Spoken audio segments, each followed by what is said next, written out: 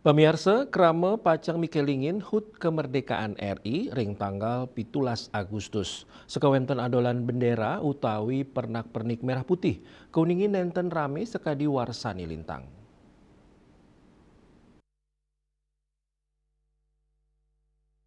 Manut silih tunggil pedagang bendera, miwa pernak-pernik merah putih ring wewidangan Denpasar, Joko Mausang, dawa kali wuku ipun sampun ngawit madolan ring wewidangan Patimura, sakewanten bati adolan bendera pernak-pernik merah putih antuk kantor, sekolah utawi bendera sani mapasang ring ajeng perumahan, neten akeh sani sida kadol arainannya nih, dan wanta sida madolan Rp100 kanan puniki kauningin tedun, yening sayang sareng adolan warsane lintang.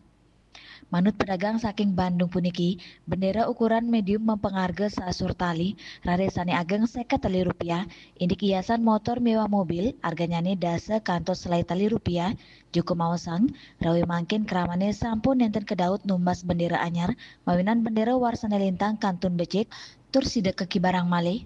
Lianan punika, wilangan pedagang sane madolan bendera taler kauningin akeh. Agus Sudiatmike, Bali TV.